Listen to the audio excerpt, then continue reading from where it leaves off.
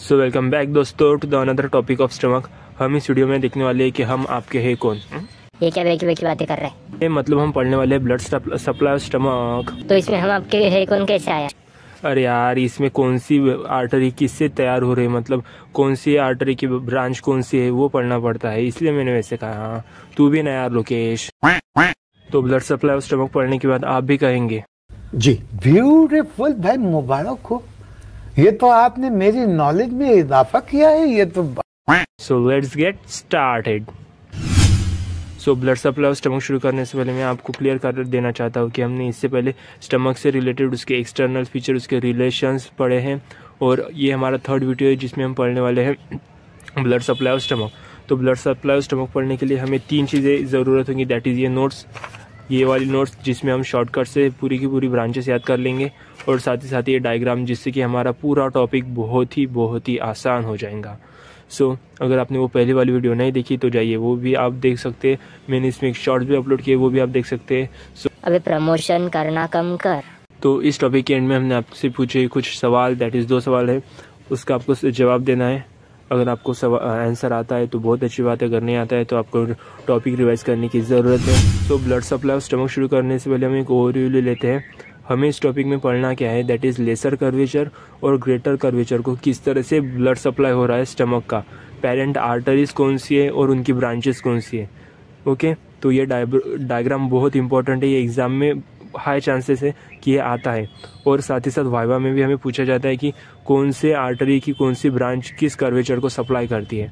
Okay, तो ये topic बहुत इंपॉर्टेंट है, आपको ये ध्यान से करना है। सो सबसे पहले हम देखेंगे blood supply to the lesser curvature, उसके बाद हम देखेंगे blood supply to the greater curvature. अगर हमने इस तरह से याद करने की कोशिश की जैसे कि बीडीसी में दी गई है तो हमें बहुत हार्ड जाएगा, इसलिए मैंने आपके लिए ये फ्लो चार्ट बनाया जिसकी बहुत आसानी से आप सारे के सारे ब्रांचेस और वो कौन सी कर्वेचर को सप्लाई करते हैं वो याद कर सकेंगे। सो सबसे पहले हम शुरू करते हैं लेसर कर्वेचर से। लेसर कर्वेचर से आप यहाँ पर देख सकते हैं कि ब्लड सप्लाई ऑफ स्टमक, सबसे lesser curvature is supplied by left gastric artery branch of celiac trunk, right gastric artery branch of proper hepatic artery. तो हमें इस तरह से समझने में कठिनाई जाएंगी, तो इसलिए हम इस फ्लो चार्ट का यूज़ करेंगे, साथ ही साथ इस डायग्राम का भी यूज़ करेंगे।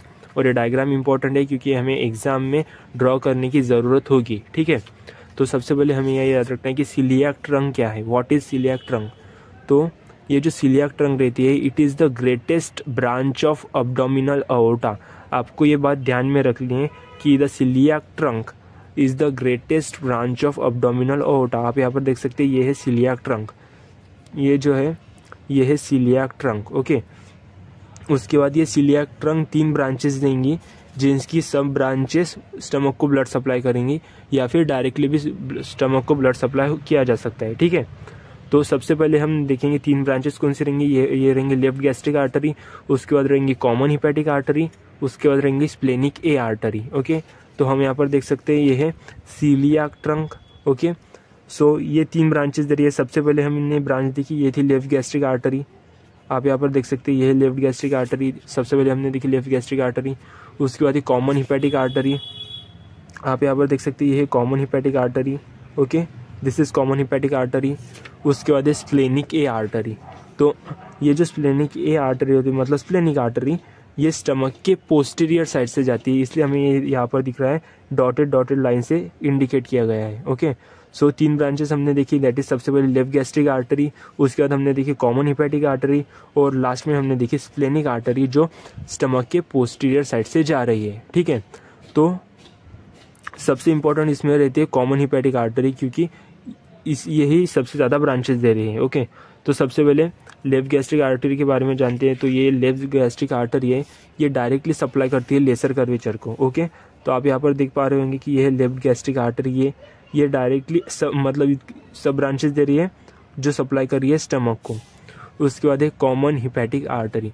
अब यहाँ पर आपको ध्यान देना है, तो कॉमन हिपैटिक आर्टरी जो रहती है, ये सबसे पहले ये रहती है कॉमन हिपैटिक आर्टरी। ओके, ये सबसे पहले एक ब्रांच देती है जिसे हम कहते हैं गैस्ट्रोडियोडिनल आर्टरी।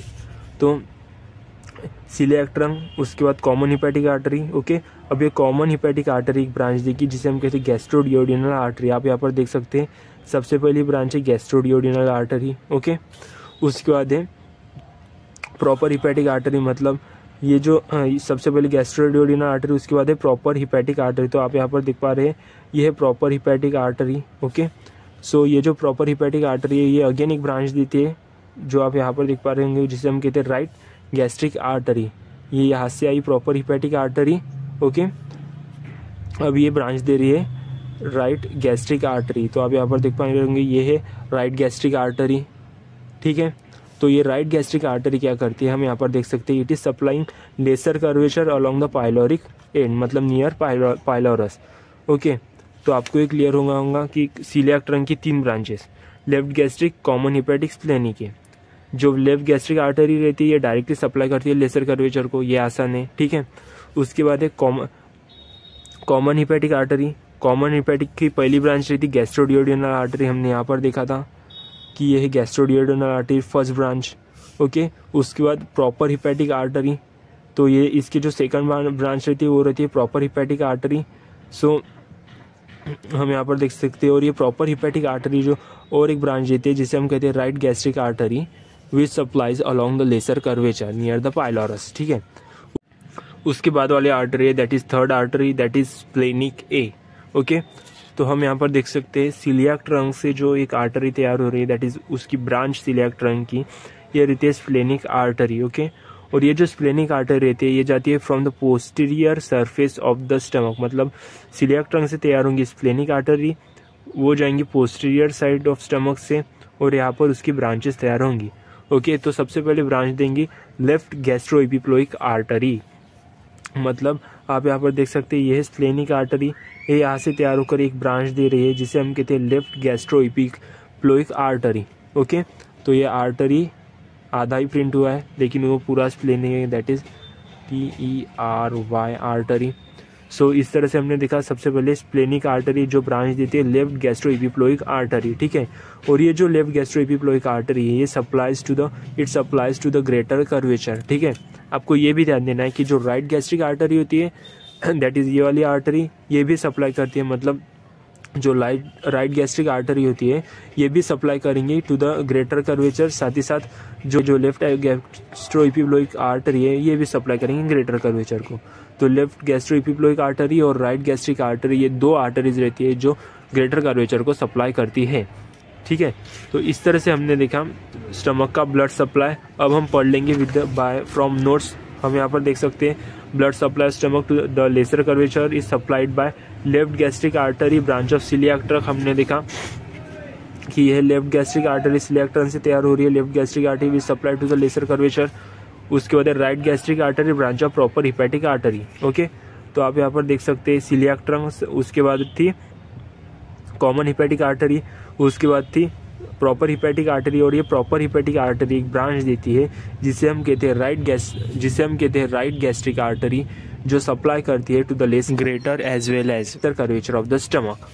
ठीक है, उसके बाद है greater curvature. So greater curvature is supplied by right gastroepiploic artery branch of gastroduodenal artery. हम यहाँ पर देख सकते हैं राइट गैस्ट्रोएपिप्लोइक आर्टरी, तो ये यहाँ पर देख सकते हैं आप right gastroepiploic artery which is the branch of gastroduodenal artery.